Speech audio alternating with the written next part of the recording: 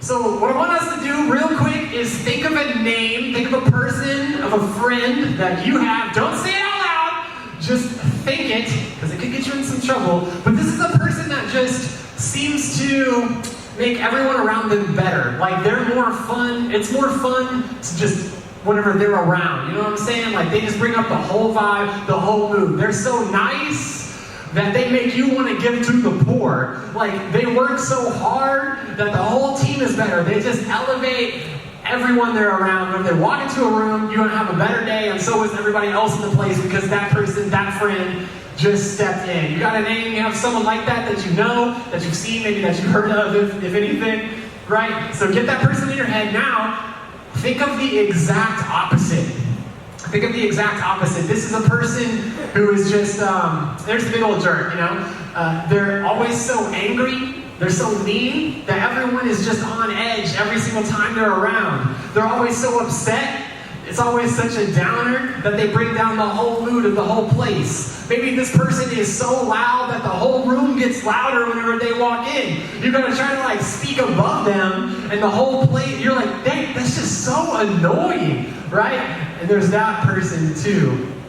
Believe it or not, these people, yes, they impact and they influence the vibe, the mood, the culture, the temperature of the room, but we all do this to a degree. We all influence the people around us in one way or another. We all have influence. And some of us, we know what it means to be an influencer on social media. Some of us want to be an influencer on social media. And so, maybe not on social media, but if you want to be an influencer, I'll say, congratulations, you are.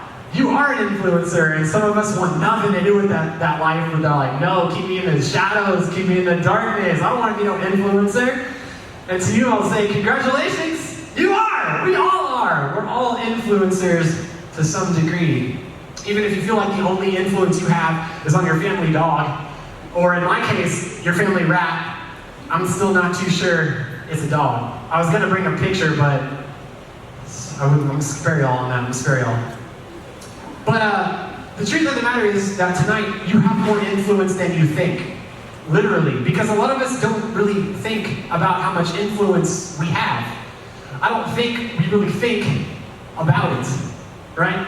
Influence just happens most of the time. It's a subconscious thing. Like the person who walks into the room and everyone's happier because of their presence, they don't necessarily think about that actively all the time. They're just being who they are. The person who might, affect the mood in the room the other way, they don't think about it too much either. They're just being who they are. And it just is what it is, right? Be who you are. Is what it is. We hear stuff like that all the time. You're kind of like ice going into a drink. You know what I'm saying?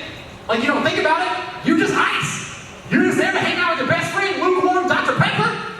You're not trying to impact the whole temperature of the glass. You're just being ice. You're just being yourself.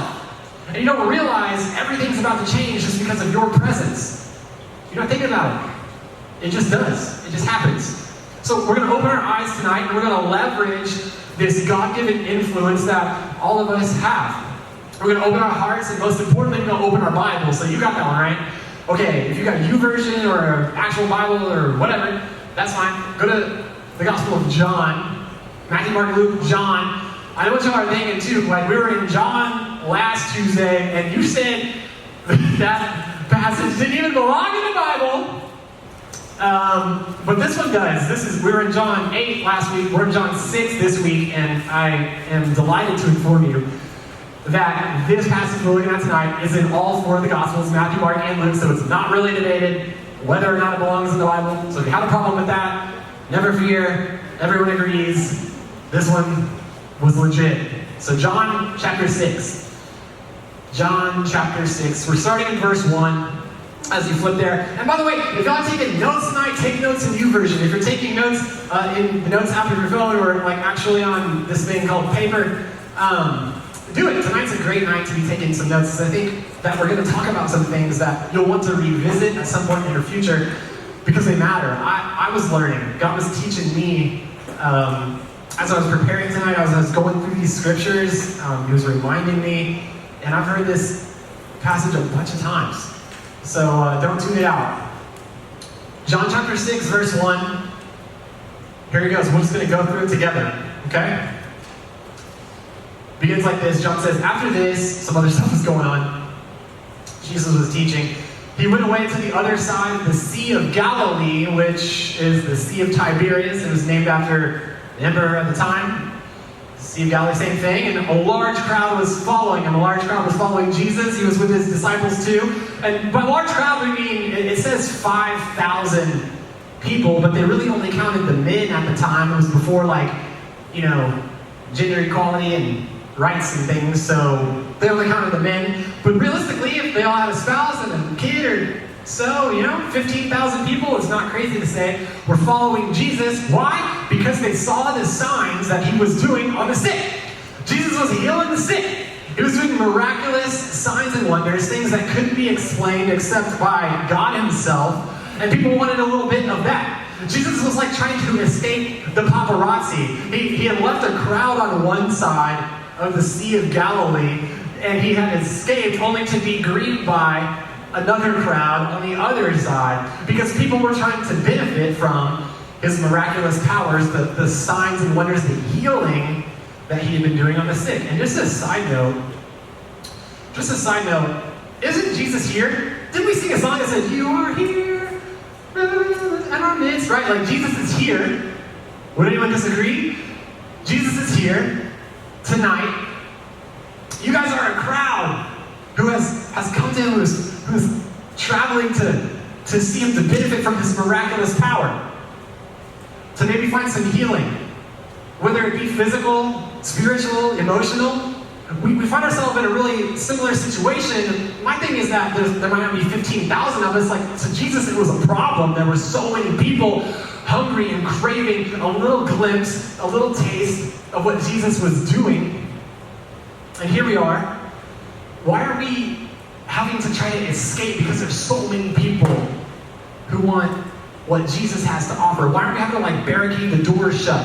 Why is this room at absolute capacity? Why aren't we guys, we gotta move somewhere else? Because Jesus is doing amazing things. Because he is doing amazing things, right?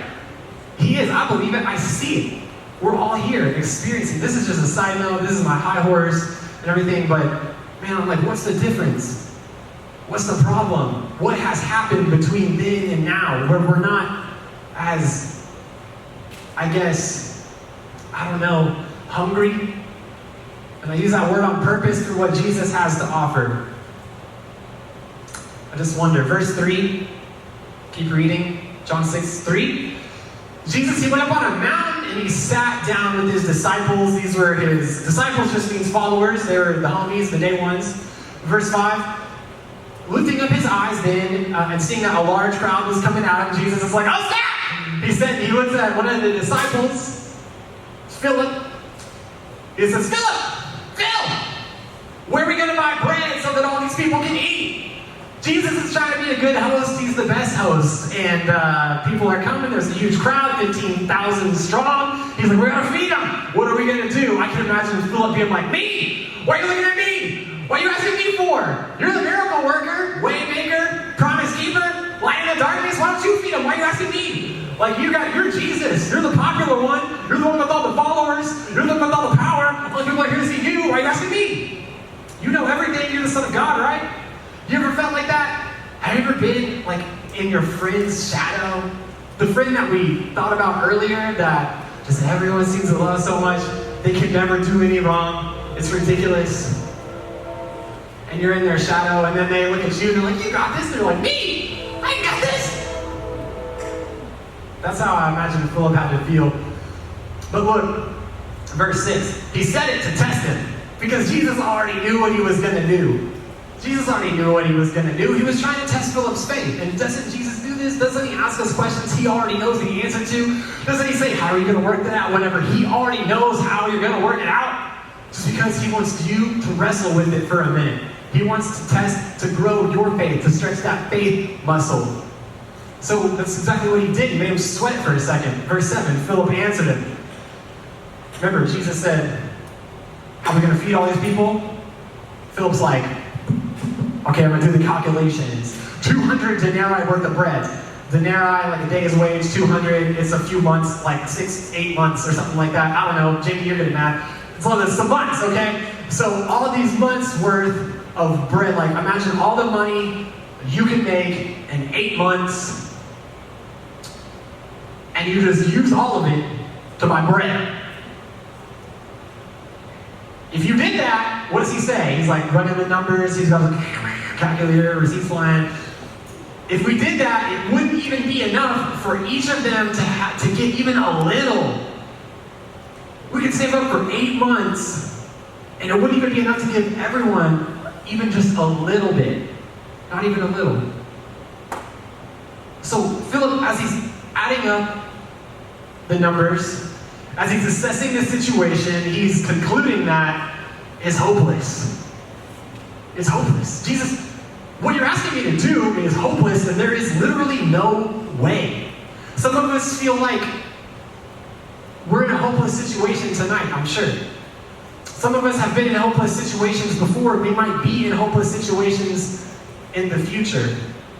There may be fear that's gripping you. There may be anxiety about the future. There may be uncertainty in the future and a frustration maybe with what you're going through in life right now. There might be something you're stepping into or that your family has chosen that's unknown.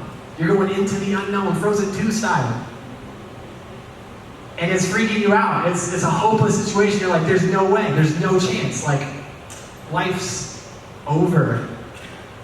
A relationship, a friendship, a hopeless situation, but it's not hopeless. And Jesus is going to use an unsuspecting person to, like Josh said, prove it. But it's not Philip. It's not Philip. You might think, well, Jesus can do something. He's going to use Philip. I see what he's going to do. I see what's up. He's going to use Philip. But it's someone even more low-key than that. Let's keep going. Verse 8. One of his disciples, another one, you got Philip over here, you got the homie Andrew over here, and he said to Jesus, well, there's this little boy over here who has 5 barley loaves. Some type of bread, I guess. I never heard of that type of bread. It's like you never go to Subway and order the meatball sub on barley. No, it's Italian herbs and cheese. That's the right answer. But barley. He's got 5 loaves of it and 2 fish. So he says, here's this kid with 5 loaves of bread and 2 fish, but we got 15,000 people. He's like, what is this to so many? He's like, I mean, here's an option, but it's not really an option. Y'all ever been there? You're like, I know what I could try, but it's not going to fix anything. It's not going to change anything. It's not going to solve anything. There's an issue. We deal with sex trafficking. We're part of the solution, rescuing and rehabilitating girls who have been enslaved sex trafficking. And we think like, it's such a major issue. Right? We put the statistics on the screen. There's poverty and hunger and lack of education, lack of clean water, and we think, oh, we can't be a part of the solution, and we only have 5 loaves of bread and 2 fish. Like, you know what I'm saying? Like, it's not really we can't really make the difference. Like, we might be able to make a small difference, but it's not really going to matter. This little kid, he had something, but there's no way that it could impact all of these people, right? There's no way that this kid could change the lives of all these people with just so little. And I don't know about you, but I feel small sometimes. Like, not just as a church or a youth group or whatever, like, just personally. I mean, I'm 6'6", but I feel small sometimes. I feel small sometimes because I'm thinking small. And I think you guys can probably agree. Like, we feel small, tiny, or insignificant, or ineffective, like we don't have a lot of influence or the ability to make a great impact because we're just one person, because we're just young. But how you read earlier, don't let anyone look down on you because you're young. You can actually change the world. You can actually make a huge difference, a bigger one than you think. And it's not because you're not limited because you're small. You're limited because you're thinking small. I'm sitting here thinking about what I can do, and that's the problem, because we got to start thinking about what Jesus can do. Jesus is like, boy, sit down. Literally in verse 10, he said, have everybody sit down. And I'm glad y'all are sitting down. It was probably something like this. He said, have everybody sit down, and look, verse 11. Jesus took the loaves, and when he had given thanks, because it's always good to pray before your meal, right? Jesus was like, rub-a-dub-dub, thanks for the grub in Jesus' name. In my name, amen, he said. He distributed the loaves, the barley loaves, to those who were seated, which was everyone, handing it out. And so also the fish. And then listen to this, it's so cool, catch it. How much did everybody get? As much as they wanted. I don't know about you, but if there's free food, I'm gonna eat. Like your boy's gonna eat, okay? It's like, imagine a Golden Corral, sirloin stockade. You're talking about Mr. Gaddy's buffet. And someone just pays for your meal, they say, get as much as you want. I will. They're gonna lose money on me at the buffet, okay? It was like barley loaf and fish sandwiches for everybody. And Jesus was like, it's on me! And they were like, okay then. And so they hogged it down, I promise you. It says they got as much as they wanted. And then what did he say? His disciples said, if we save it for 8 months, they start thinking about it too practically, like we always do. If we save it for 8 months, people would only get barely a little. And then Jesus showed up, and then they got more than enough. Jesus turns barely a little into more than enough. Jesus turns barely a little into more than enough. Imagine what he can do in you. Imagine what he can do with your barely a little. Come on. Verse 12. When they had eaten their fill, they were full, they were undoing the belt buckle, they had put on their elastic pants, Nacho Libre pants. Jesus told his disciples, he's like, get the leftovers. There was leftovers. He goes above and beyond. He's like, gather up all the leftovers so that nothing may be lost because, Jesus didn't waste to save the turtles. They gathered them up. They filled 12 baskets with fragments from the 5 barley loaves left by those who had eaten. They started out with 5 loaves. They ended up with 12 baskets. Like I said, not great at math, but they had more leftovers in the end, after feeding everybody, than they had at the beginning to start with. Just for one person, it's amazing. Verse 14, when the people saw the sign that Jesus had done, they said, this is indeed the prophet who has come into the world. Now this is a cool moment for Jesus, no doubt. Cool, awesome moment for Jesus. Remember whenever Moses, he was leading the Israelites through the desert into the promised land. It took quite a while, but God was providing manna from heaven. God was providing bread to feed and sustain his people before they got to the land of milk and honey. Sounds delicious right now. Maybe I'm just hungry, y'all. I'm just keep talking about buffets, bread, fish. Shoot, I'd eat a fish and barley loaf sandwich right now. Bet. Hit up Like a Brew. They got better stuff than that. Anyway, shameless plug. God had been miraculously providing for his people by giving them bread. This was thousands of years prior. And now here, Jesus was miraculously providing for his people by giving them bread. It's pretty cool. And in doing so, he was demonstrating that I am the Son of God. I am the bread of life. I am the supplier, the sustainer, the giver of your needs. I got you. He's really saying, I'm God. What God did, I'm going to do, because God and I are equal. So who had the most influence in this passage? We could look at it and say, well, Jesus had the most influence in this passage. Jesus had all the followers. Jesus worked the miracle. All glory to God, who is actually Jesus, right? He just got recognized as the Son of God. Everyone was all of a sudden like, surely this is the prophet that Moses was talking about. Surely this is who we've been waiting for, to redeem us, to die for our sins, past, present, and future, on the cross, be raised again 3 days later. And if we believe in him, we'll go to heaven. That's the gospel. This is the guy. Jesus had the most influence, right? I don't know. I don't think so. Well, who was it then, Ren? Was it the disciples? I mean, they were impactful. They had a lot of influence merely by associating with Jesus. I mean, look at Philip, right? He was there. He was the hands and feet. He had faith. He showed up, right? Yeah. The real superstar in this that I have missed so many times, because I thought, Jesus, which is good. Always be thinking Jesus, don't get me wrong. But the real superstar in this story is the kid with the lunch. It's the kid with the lunch, which is good news for me, because I don't know about you, I can be the kid with the lunch. Like, I can't be Jesus himself, obviously, maybe not even in his inner circle of disciples, but I can be the kid with the lunch, okay? Again, I'm hungry. You see, it wasn't what he had or how much of it. And the same goes for you. It's not what you have or what you don't have. It's not how much you have or how little you have. It was about your willingness to be used by Jesus. It was about his willingness to be used by Jesus that made him the most influential person in this passage. The kid was a conduit for Jesus. The kid was a conduit. Are you a conduit? I had to Google it, but it's literally like the pipeline to get something from one place to another. It can't happen without the vehicle. And that's who this kid was. You have Jesus with all this potential to work a miracle. All he needs is someone to say yes. All he needs is someone to say, here's what little I can offer. I don't know what you can do with it, but I'm sure it's a lot more than I can. And Jesus is like, correct. And he wants to show you. Will you let him? Because I think a lot of us, we want to hold on to what we've got. Doesn't make a difference if we make it or not, right? We want to eat our own lunch. We want to take care of ourselves only. We just want to focus on the loaves and the fish that we have. Maybe even try to get even more and keep it to ourselves. We want to make our own bread. Everyone else is hungry. That's their problem. People don't like me. That's on them. No, it's actually on you, because your selfishness could prevent somebody from experiencing Jesus. You could put a barrier on the highway from Jesus to a miracle. Your selfishness could prevent people from experiencing Jesus, and in the same way, your selflessness could magnify a miracle. You could be selfless and then open up the floodgates.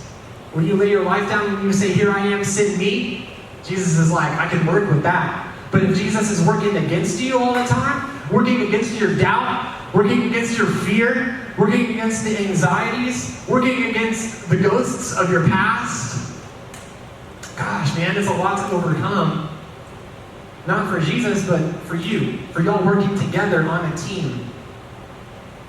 What you do, it matters more than you could ever know. What the little kid did that day, it mattered more than he could ever know. Y'all talking about the story, right? You might see it, and you might not. The kid got to see the miracle right before his eyes work out. And that's pretty cool. We don't always get to see that. We might make an amazing impact and have no idea we even made it. But should that stop us?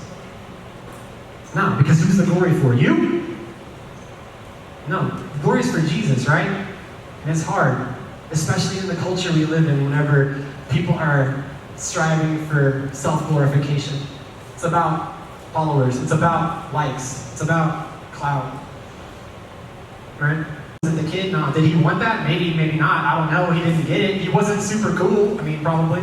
He wasn't popular. Right? Maybe. I don't know. He wasn't athletic. He wasn't like, you know, you had Jesus up here. A lot of people in that situation, they want to be Jesus because they want the attention. Or whatever reason it might be, they want all the followers. The kid didn't have all the followers. He didn't have all these things. And he didn't need to. Neither do we. Why? Because we have Jesus. He's all those things for us. He's all those things for us. So the bottom line for tonight is this. You have more of an effect than you think because you have Jesus. You have more of an effect than you think because you have Jesus, and he is more powerful than you think. He can do more with less. He can do more than you could ever imagine. All you've got to do is let him. All you've got to do is say yes. All you've got to do is say, here's what little I can offer. Use it. Use it. Instead of trying to keep it to yourself. Instead of just playing it safe. Live dangerously for God. You influenced your friend group. Everyone here, guys, we have a group of friends. It might look different. They might be different sizes. It doesn't matter. You have an impact on them. You influence them. Some of us who are on teams, you influence your teammates. You influence your siblings, people in here with brothers and sisters. Some random people at the restaurant or that you run into at the gas station or in the mall or the cashier. You have an influence. People right here at Legacy, you have an influence like the TikTok that we watched in the beginning. If you're worshiping the type of way, it probably impacts the people around you. They might be more likely to have an experience with Jesus. If you're having an experience with Jesus, they might be a lot more likely to just mess around, goof off, and miss the whole point. If you're messing around, goofing off, and missing the whole point of what Jesus is doing here tonight. Of what Jesus is doing here every night. Because he's here, just like he was there. And it mattered then. I want to believe it matters now. So, 2 questions, and we're done. The first question, ask yourself, who do I influence?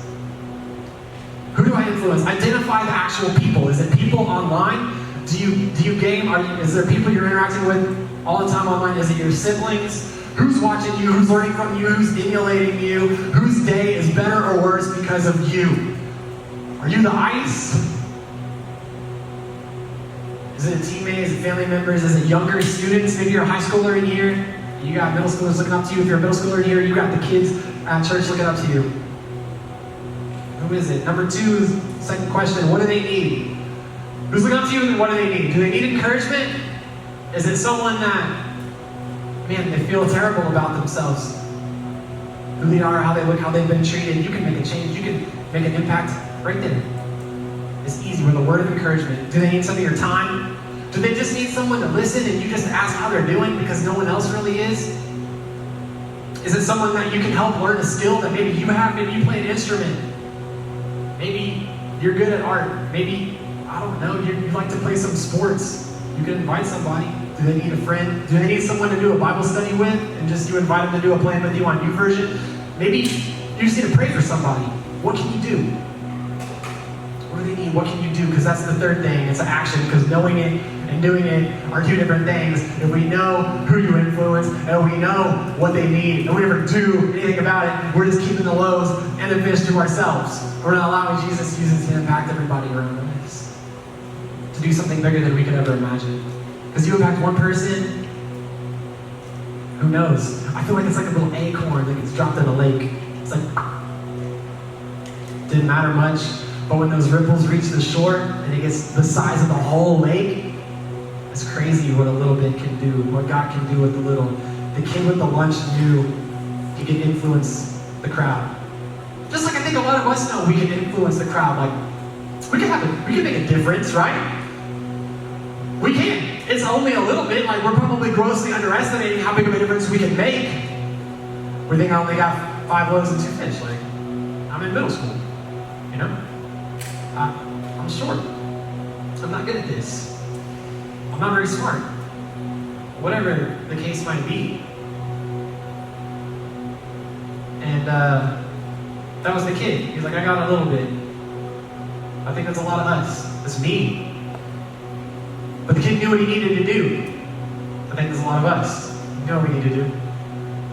We know who we need to do it for. And the kid did it. Will you?